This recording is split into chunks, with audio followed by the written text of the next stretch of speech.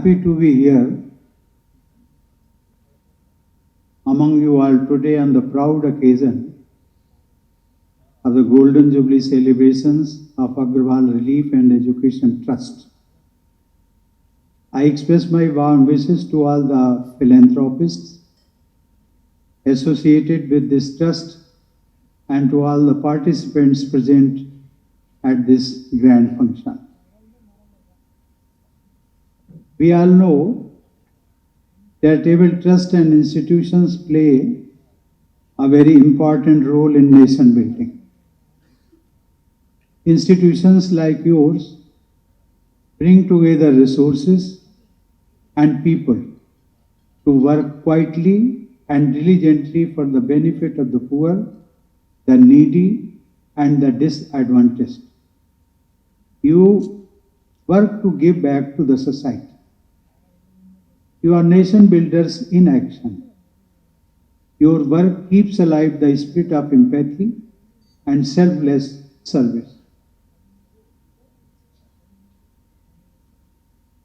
Today, I pay my humble tributes to great Maharaja Agarwal.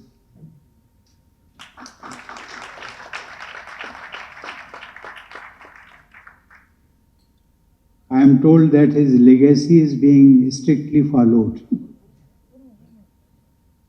I am also told that Agarwal Relief and Education Trust was started way back in 1974. And the first school, Agarwal Vidyalaya, was opened in the year 1980. Thereafter, this trust went on to start Jai Govind, Har Govind, Agarsen College in the year 2000. And later, another school, Daya Sadan Agarwal Vidyalaya, in collaboration with the Daya Sadan Children Town Trust. Ladies and gentlemen, your work reminds me of the principles established by the great Maharaja Agarwal. Once I thought I need not repeat this story, but still I think to emphasize it more and more, I would like to share with you the same details which were depicted here also. Maharaja Agarwal, we are told that he created a system in his kingdom to ensure equality, prosperity and mutual affection among all the people of his kingdom. Maharaja Agarwal used to give a gold coin and a brick to any person wishing to settle in his kingdom. This symbolic gesture was also to be followed by all the other residents of the city. The support from all the residents of the city enabled the newcomer to build a home without spending anything. The gold coin enabled the newcomer to start a business and earn a livelihood. As a result, in his kingdom, no one was homeless or without a source of livelihood in his kingdom. This is the first example in the history, we can say human history, of a welfare state based on equality and fraternity. I congratulate each and every member associated with Agarwal Relief and Education Trust for continuing the legacy of Maharaja Agarwal. Ladies and gentlemen, I am happy that your institution has chosen education as the means to serve the society. Education is something that has always been close to my heart. It is perhaps the greatest gift one can give to another person. I have witnessed and experienced the transformative power of education firsthand. My life has taught me that education is one of the best tools to overcome challenges. I began my life's journey in difficult material circumstances. My village only had a primary school. For secondary education, I had to walk, often run, barefoot for 6 kilometers to another village. Sometimes it was very hot and the earth below my feet was scorching. The struggle was a lesson in itself. I like to believe that it gave me the determination and resilience to move ahead in life. My journey instilled in me a deep belief in the power of education to uplift individuals and communities. Ladies and gentlemen, in the past few decades, we have made great strides in spreading literacy. Now we must expand the frontiers of education and knowledge. Our aspiration must be to upgrade our education system and make it relevant to 21st century realities of the digital economy, genomics, robotics, and automation. Today, I am told 24% of our population is below the age of 14. Around half of our fellow citizens are still below the age of 25. It is in them that our hopes for the future lie. Ladies and gentlemen, a confident and forward-looking nation is built by confident and forward-looking youth. An innovative nation is built by innovative youth. This must be our obsessive goal. Our schooling system has to encourage our children to think and to tinker, not just to muck up, memorize, and reproduce. We need to have a system where young talent looks up and asks questions rather than looks down and nods. Ladies and gentlemen, this will not be possible without adopting new learning approaches. We will need to include interactive, hands-on, and experiential learning approaches for better learning outcomes. Digital technology can be immensely helpful in enhancing learning outcomes by providing interactive simulations, multimedia resources, and educational apps that engage students. Online platforms facilitate personalized, self-paced learning experiences tailored to individual needs and preferences. Collaborative tools enable students to work together, encouraging teamwork and communication skills. Data analytics help educators track students' progress and adapt teaching strategies suited to the inherent strengths of each student. I am happy to know that your schools put greater emphasis on ensuring that the students have access to state-of-the-art digital technology. Ladies and gentlemen, good buildings, expensive equipment or facilities alone do not make a school of good standard. Rather, it is the dedication and integrity of its teachers that prove to be decisive in the making of a good school. Our teachers play a very important role in making our children productive members of our society. Whenever the famous center of education in the ancient world, take the case of Takshashila University, is mentioned, we first and foremost remember Acharya Vishnu Gupta or Acharya Chanakya, who was first a student there and later became the Vice Chancellor there.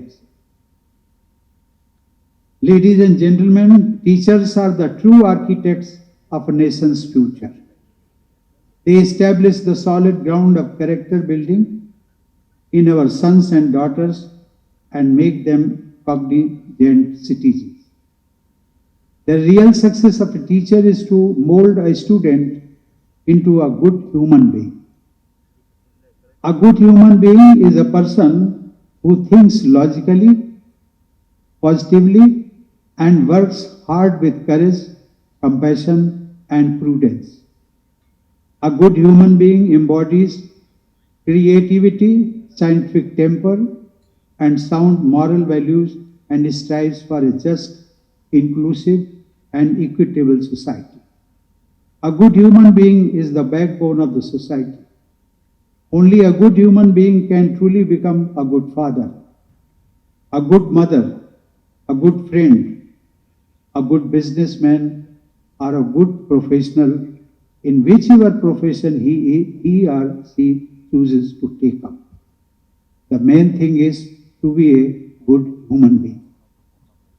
Ladies and gentlemen, I appreciate the efforts of ARET towards inclusivity in our schools.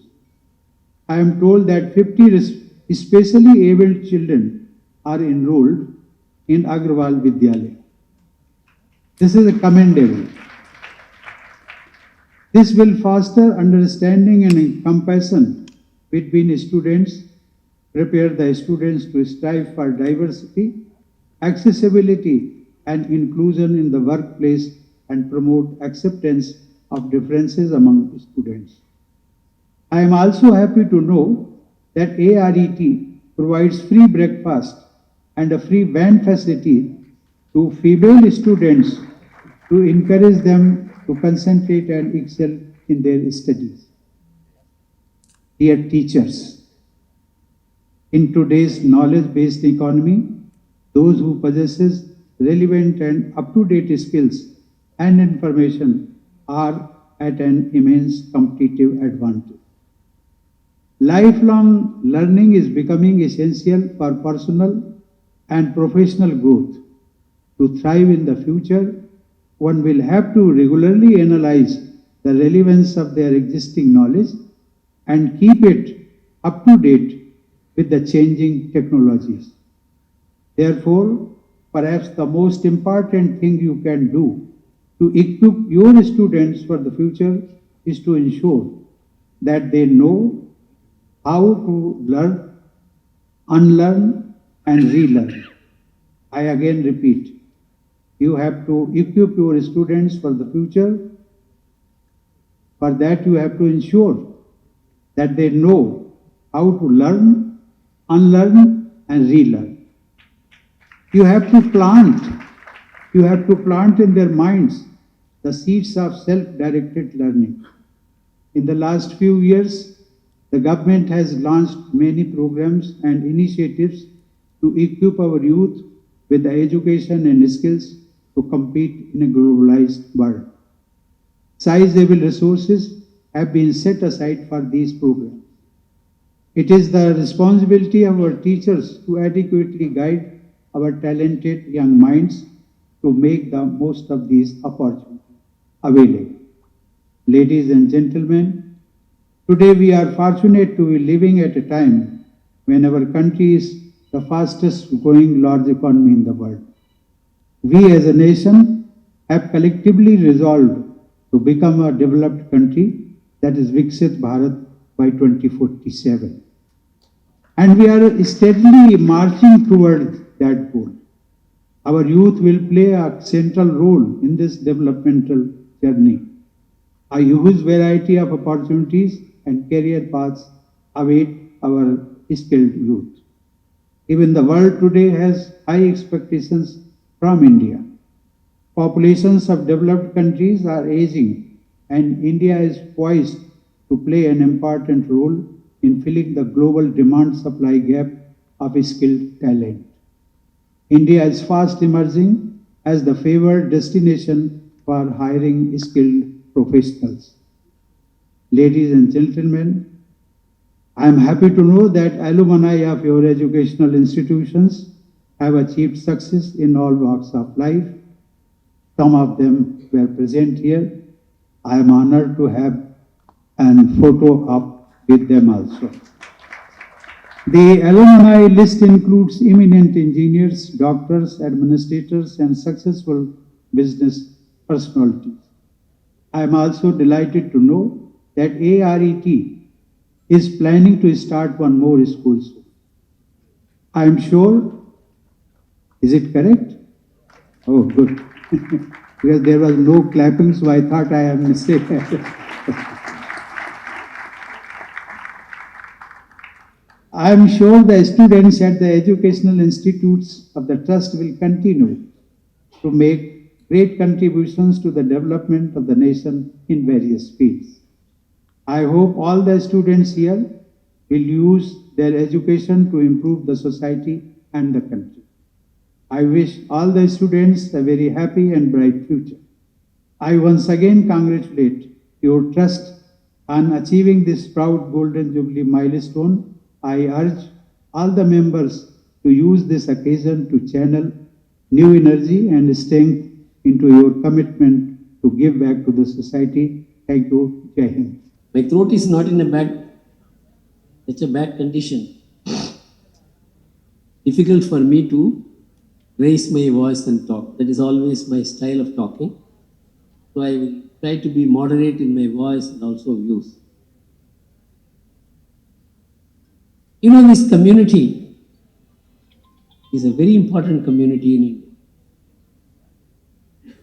It has pioneered entrepreneurship in a manner unprecedented in the history of any community anywhere in the world. When I went to the Subhash Chandra, the chairman of the ZTV, took me to Maharaja Agarwal's place called Agarwal, where I saw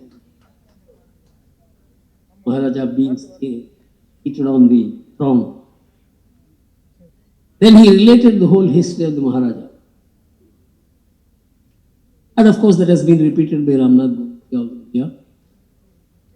Whether we remember this history is the most important.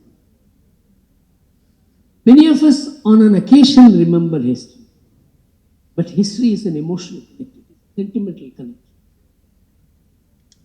It is the connect of the soul. So that's what I asked Mr. Harish. Do you remember this man? Thanks. See, one of the problems that we as a country suffer is that we don't connect to our ancestors. Ancestry is a very important character building thought. But we are so cosmopolitan in our outlook. We think that to recollect somebody in a community setup, cultural setup, is something which the larger approach will not accept. That's not correct. Diversity of India is the essence of India. There is nothing called a homogeneous India. The homogeneous India shares certain common behavior.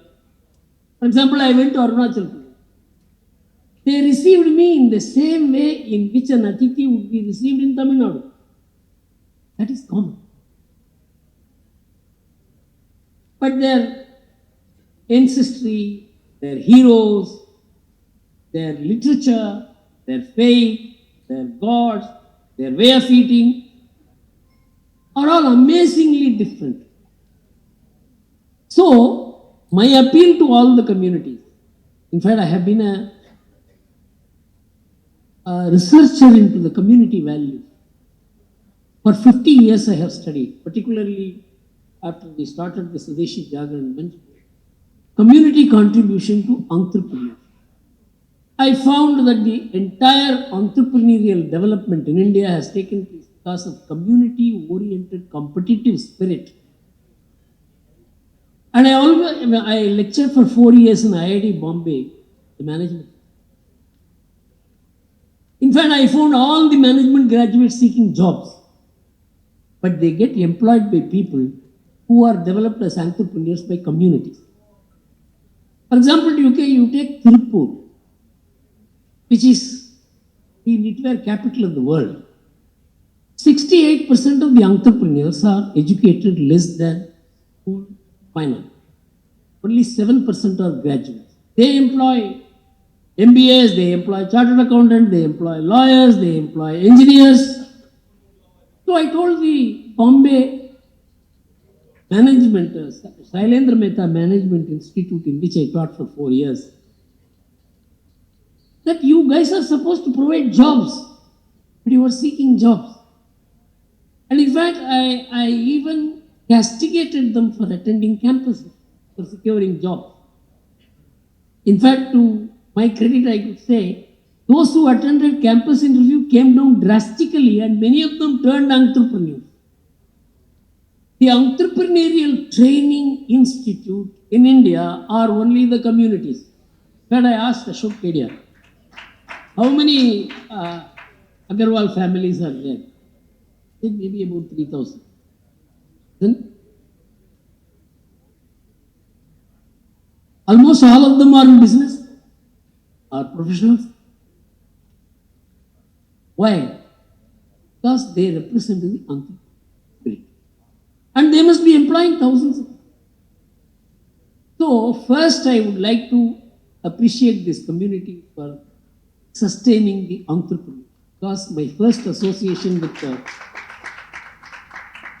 an Agarwal was Ramnath Goenka. Was probably one of the tallest Agarwals, and I became his advisor when I was 27 and he was 72. You can understand the kind of sorry, I didn't notice.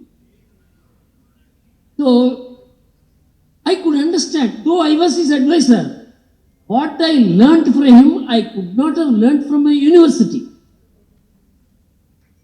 You know, the kind of experiences that are turned into juice form and served by elders in those communities. One sentence could alter my life. I became very popular when I was arrested in 1987 on a forged letter by Rajiv Gandhi because I carried on a campaign against corruption. So I became very popular. I did nothing to become popular. Somebody's foolishness made me a popular man. But I didn't know how to manage the popularity. So I asked Goenka, I have become suddenly popular. My own family looks at me like this. I feel very small. My friends are distanced from me. Goenka told me, Guru, this is the biggest challenge of your life. You can conceal your wealth, but you can't conceal your popularity. I said, I know it. That's the problem. You tell me what is the solution. He gave me 3 lines. 2 lines from Mahatma Gandhi. He said, Mahatma Gandhi's popularity nosedived in 1923 after he withdrew the non-cooperation because some 14 policemen were killed. Chauri Chora, when the movement was about to succeed, Gandhiji withdrew the non-cooperation. So everybody pounced on Gandhi. That simply because you want to pose yourself as a non-violent person, you are hurt the interests of the country by withdrawing the movement. And Gandhi's pictures were kept on the street, spat on it. So the BBC interviewed Mahatma Gandhi. Mr. Gandhi, it seems your popularity has left you. Gandhi's reply was, popularity comes without invitation and goes without farewell. This is the kind of lessons that must be taught in schools. I found in my entire career, in my school, nobody taught me.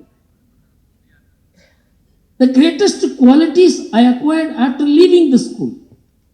The society taught me. Great people taught me. Experienced people taught me. My mother taught me. My neighbors taught me. Because the academic institutions focus only on marks and career. I think as educationists, and you are all because you are involved in education, deliberating education, well, and this function itself is to, in a way, project how you are serving the cause of it. 2 things I will add here because there is an effort which took. I think Anil Kicha is here. Is he here? Oh, he is here. These are all the people with whom I used to discuss about how this community can serve itself, and also the educational institution. can foster character building. Ramnath Kovind spoke about character building, which can never come through textbook, can never come through blackboards. It has to be an ingrained behavioral model for which samskaras are made. So we made an experiment. So in every school, there must be Acharya Vandana and volunteer leader. No student should be forced to do. Anyone who wants to participate in celebrating the teacher's feet must be washed like you wash the guru's feet. And they said, no, it can't happen in our schools. You try. It happened in every school. 3,500 schools participated. And we made it a public event in the Hindu Spiritual and Service Fair. And one of the schools was PSBB schools, in which they said it can never be thought of in our school because the students who come into the school are from such big families. They will never do it. Right. 4 years we have worked on them, and the same voluntary participation announcement was made. And when this happened, teachers cried. And the relationship between teachers and students changed overnight. You respect the teacher becomes more respectable. Make the student feel humble, he will become more humble. So I think imparting samskaras are very, very important because the home is becoming less and less of an institution to impart samskaras because we don't spend time with the children and there is no grandmother or grandfather.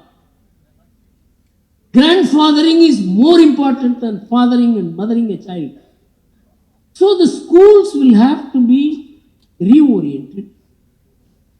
And we have introduced a variety of programs. Vrikshavandan, Govandan, Gajavandan. People may ask, why all this? Our forefathers were not fools. You know, India is just 2.4% of the global land area. Just 2.4%. We have 18% human population. 18%. We have 30% bovine population of the world. 42% of the cattle population of the world. And we have 8% of the bioresources.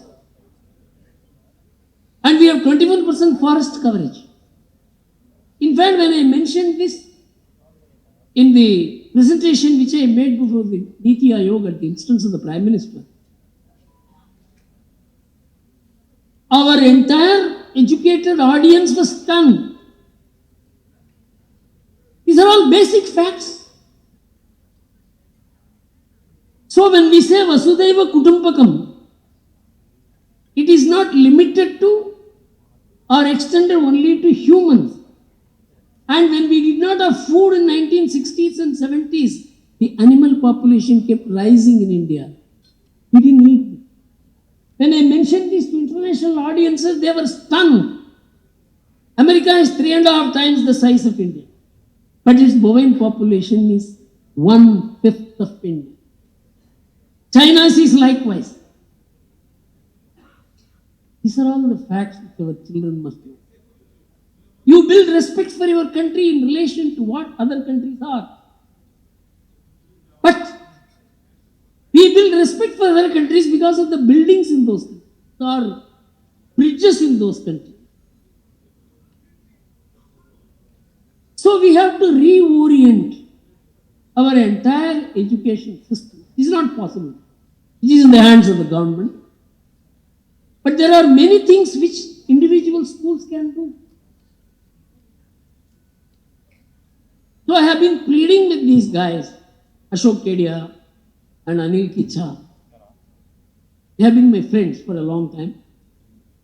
Do something about it. 10 years I had tried to bring together all these Rajasthani associations to their service activities. In the Hindu fair that we were running, that you guys run so many activities.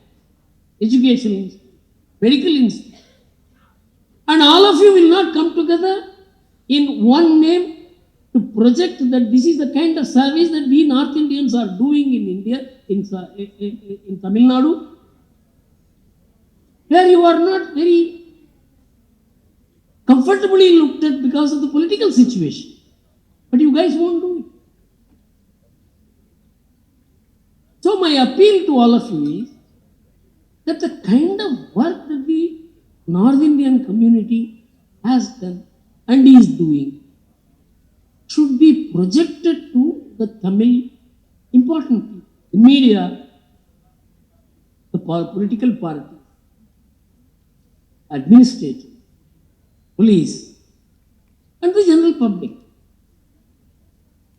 So when all this, we join together, 50 years celebration, Ramnath Govindaya, should not be over. This is a context. But the text of your service is not known. So my appeal is that all of you, some time on this. Don't only make money. Money is important.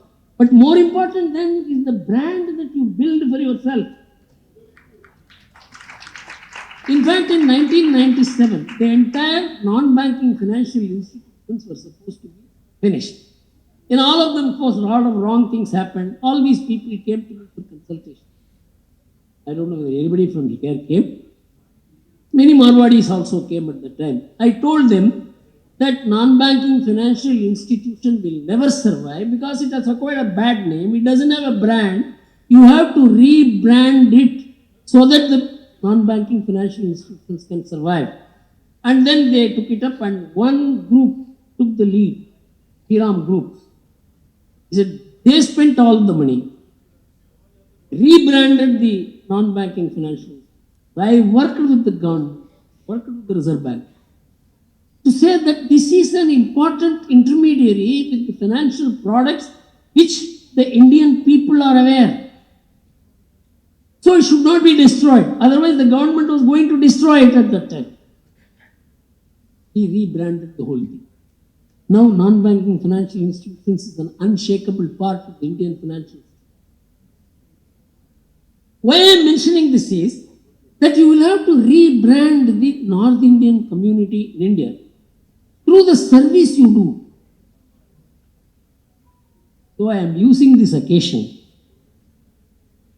to laterally insert a thought in you. And if I have succeeded in doing it, it will make you think that all of you must devote some time for your community, brand. Not have these celebrations. These celebrations are necessary because it drives your adrenaline. But you have to do more. It is important. And very happy to have participated in this event. I told them that when I come, I will talk on these lines. And they all said, okay. So I shared my thought freely and frankly. Thank you.